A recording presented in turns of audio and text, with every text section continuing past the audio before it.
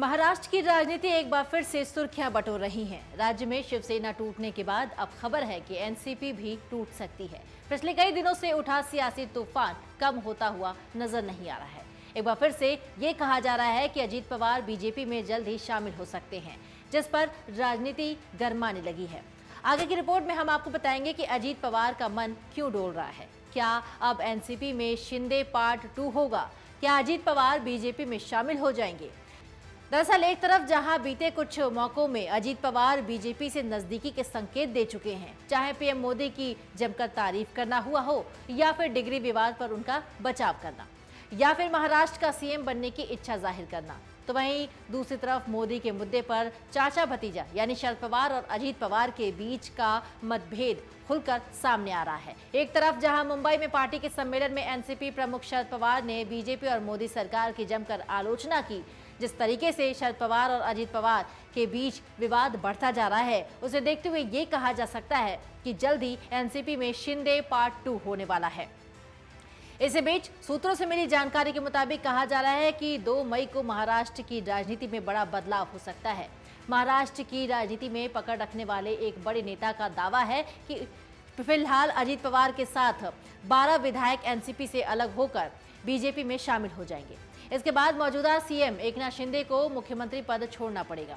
शिंदे के मुख्यमंत्री पद से हटने के बाद अगला सीएम कौन होगा, इसको भी लेकर कश्मकश बरकरार है।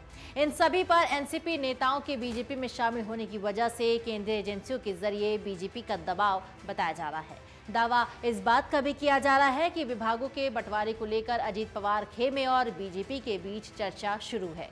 ये कहा जा रहा है कि 30 अप्रैल तक महाराष्ट्र की सत्ता संघर्ष को लेकर सुप्रीम कोर्ट अपना फैसला सुना सकती है, जिसके बाद 2 मई को महाराष्ट्र में बड़ा खेल हो सकता है।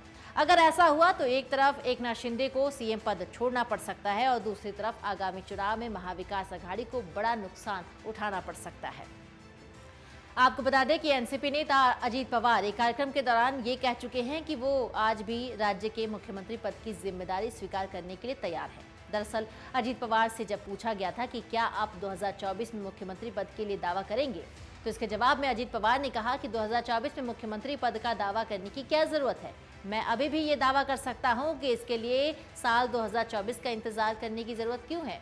अजीत पवार यही नहीं रुके, उन्होंने कहा कि मैंने 2 पूर्व मुख्यमंत्रियों पृथ्वीराज चव्हाण और उद्धव ठाकरे के साथ काम कर चुका हूं और खास बात तो ये है कि इन दोनों में से किसी के पास विधायक पद का कोई भी अनुभव नहीं था। मैंने उद्धव ठाकरे के साथ खुशी खुशी काम किया। पृथ्वीराज चव्हाण के मुख्यमंत्री बनने पर भी मैंने पूरा सहयोग दिया।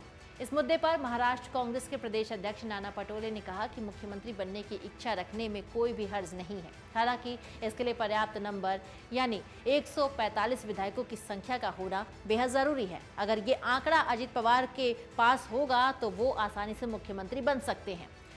मैं बनूंगा, मैं बन रहा हूं, ये कहने की जरूरत नहीं पड़ेगी। चलिए आपको अब बताते हैं कि अजीत पवार ने पीएम मोदी की तारीफ में ऐसा क्या कुछ कहा जिसके बाद राजनीति की गर्माहट काफी ज्यादा तेज हो गई है। अजीत पवार ने प्रधानमंत्री नरेंद्र मोदी की तारीफ की थी और उन्होंने कहा कि बीजेपी का जो भी करिश्मा है वो सिर्फ नरेंद्र मोदी के कारण है। उन्होंने ही बीजेपी को देश भर में फैलाया है। 2014 और 2019 में बीजेपी को मोदी की वजह से ही बहुमत मिला था। मोदी ने देश के करोड़ों लोगों का विश्वास जीता है और अटल बिहारी वाजपेयी, लाल कृष्ण आडवाणी, मुरली मनोहर जोशी जैसे नेता जो नहीं कर पाए वो मोदी ने करके दिखाया। उनका करिश्मा नकारा नहीं किया जा सकता। मन से उजाला कर चले, मन से उजाला कर चले।